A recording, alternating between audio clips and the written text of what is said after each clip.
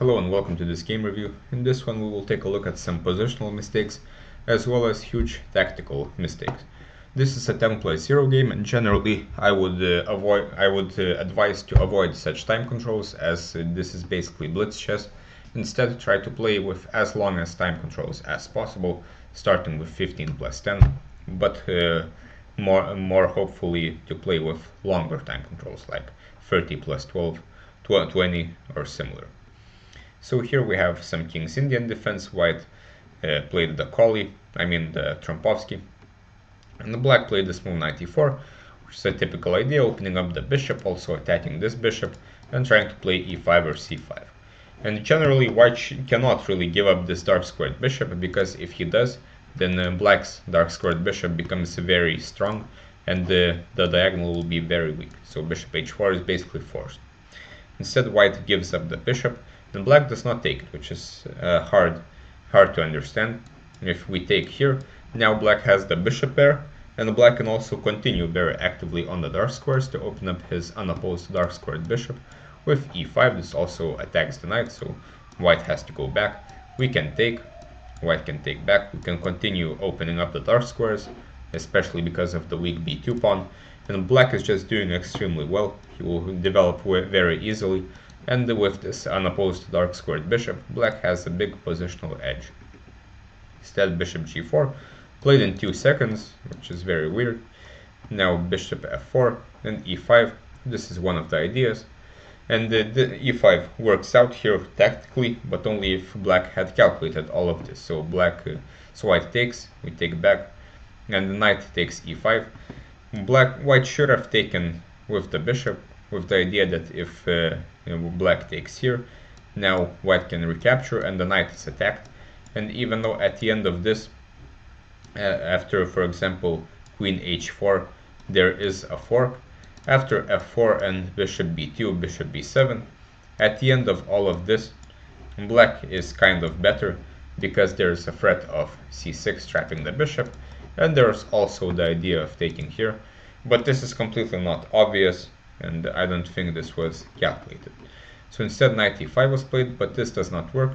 Black exchanges everything, and at the end of this line, black is winning due to one specific move, which is a forcing move.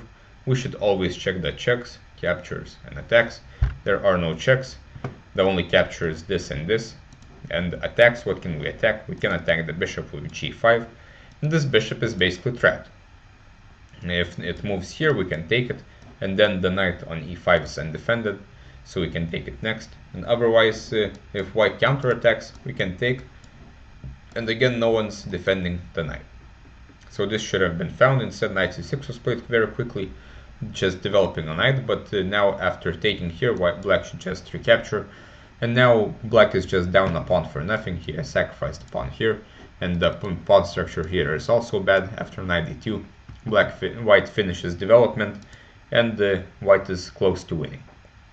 Instead here bishop b2 was played, but this doesn't work for many reasons, the worst one being the move bishop e5, with the idea of here giving checkmate with knight e7. This is a nice pattern to know. The knight from e7 checking the king, which had a fianchettoed bishop, but now the bishop is too far away, and this bishop is controlling these two squares. So this was a nice find, and if here of course the knight recaptures and white is a piece up for nothing.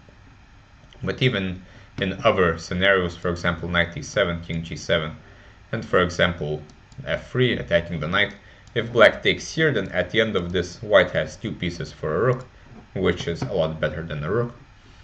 So this just doesn't work for black. So instead knight d2 was played, but this does give black the advantage if he takes the knight, because the rook cannot take back because of the fully hanging rook on a1, and at the end of this the knight is also attacked, and black has a rook for a piece.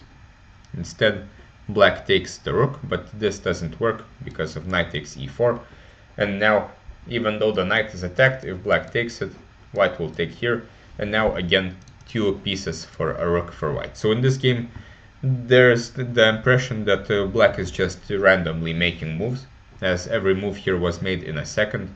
No calculation is really involved here, in my view. So instead, black takes here, white takes back, which is also very weird. After this, again, this is completely winning for white. But after this, at the end of these complications, now black already has a rook for a piece. Also, this knight is attacked, which white saves. But now black is just winning because he has an exchange up and not much compensation. Now some pawns are traded, the rooks get activated, and the black converts his advantage quite smoothly by exchanging pieces. Here maybe knight c3 could be considered, but there is a problem that here bishop e5 is a big fork. So perhaps black saw this.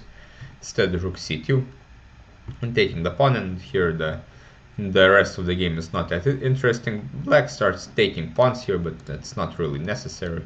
We could just complete the game by getting a queen, but this is of course good enough, and the game ends here. But this was more of a bullet game than a rapid game. I think we can both agree that both players not really played the best chess they can, and usually we should play longer time controls to show what we are really capable of in the game of chess.